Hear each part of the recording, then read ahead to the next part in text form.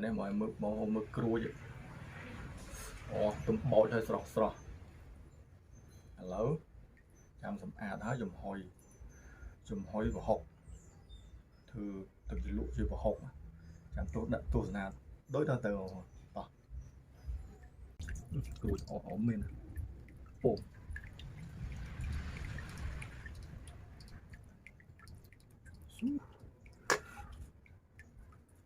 nói gì này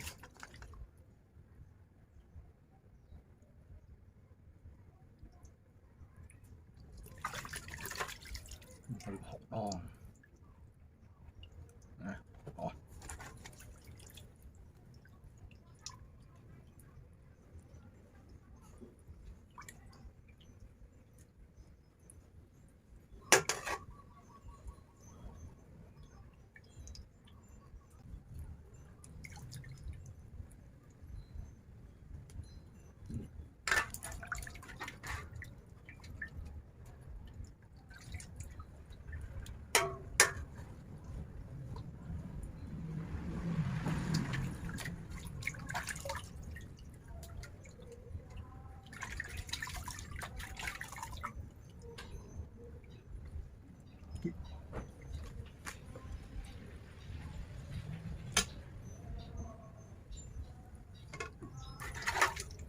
kiểu hôn là buổi sau ấy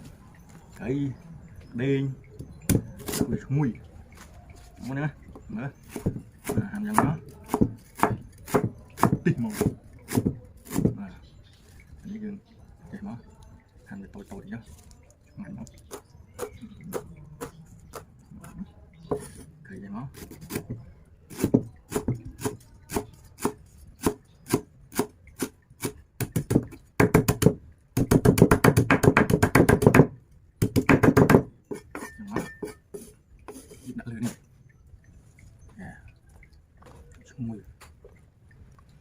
mùi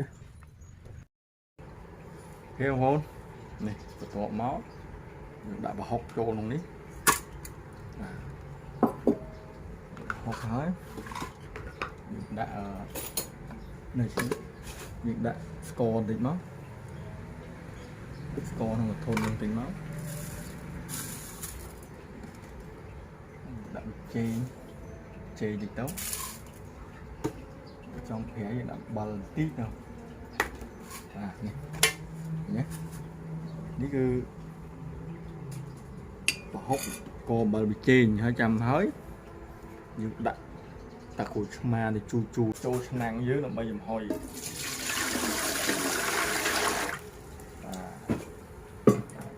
ở dưới đặt này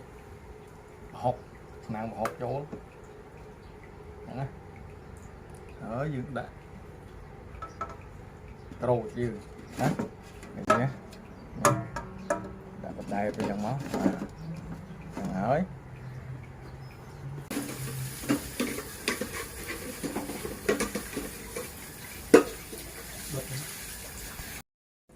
mà crop hỏi màu rít chăm dục bạn mới ăn đèn đỏ lỡ dương trâu và lại đã ăn tí tấn mộtปูlà kẹ mà nàyปูthì mới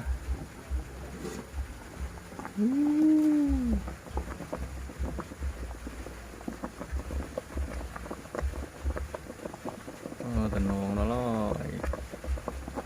rột bị nhớ dần anh không hôn dân lúc tôi anh nói là lúc đặt lại tích lại rồi flow tích bằng lá pom mẹ chiết chứ vâng đi cùng lại pom mẹ chiếtเอาไปlọc tí tấu mấy trăm dương nhầm mà 5 นาทีbiết vào anh nào hôn ôi anh nào hôn nè khoảng đào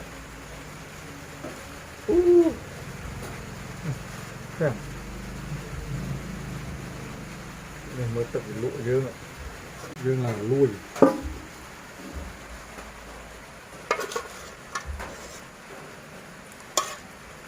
hột ngon hơn làm này hả khô chơi thôi đấy một từ ép đặt con một cái này còn mới bạch của Sma đó đây là tôi cầm thối hột hột như cọp cồn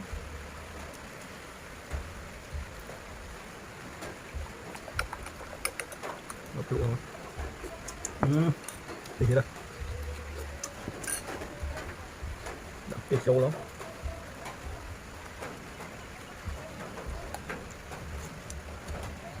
cái đẹp một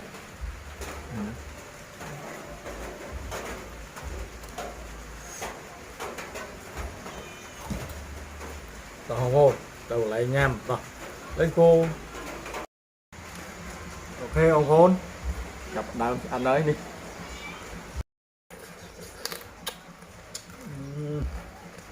tỉnh không nhà thấu họ dưỡng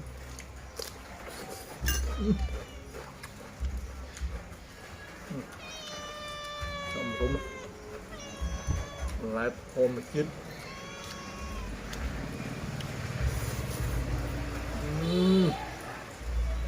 tí chị đố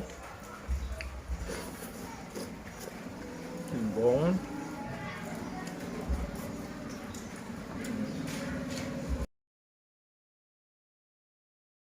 không này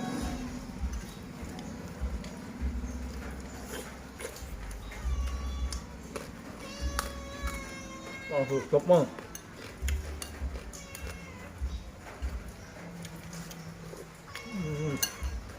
được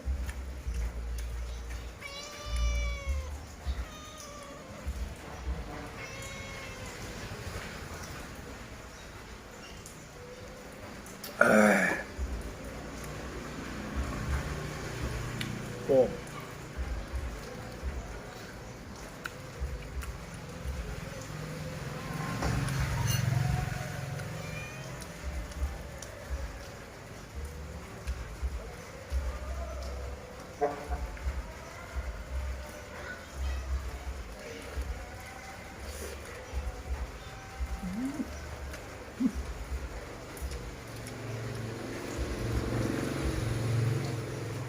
mặt là ngay không đó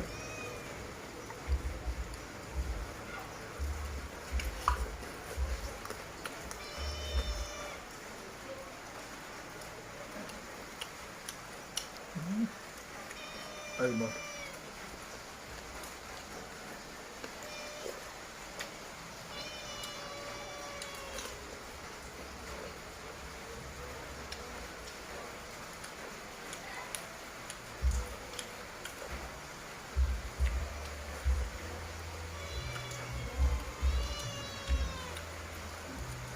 tổ tổ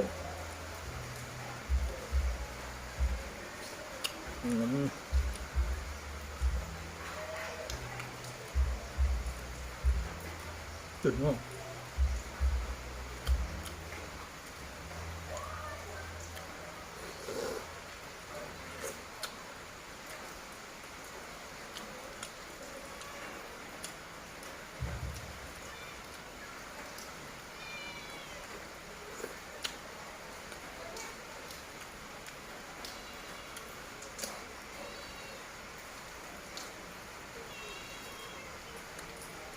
sạch thì nó em nó ngay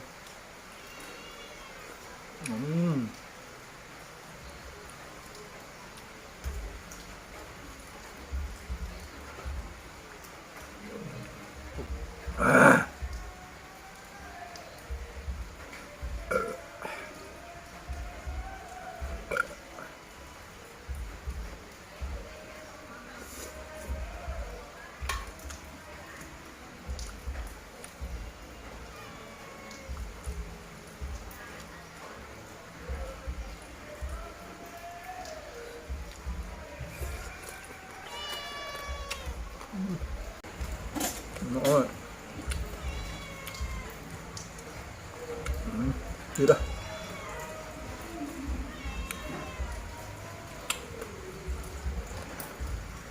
Ok không? Bật bằng 2 đọc bằng nóng thế.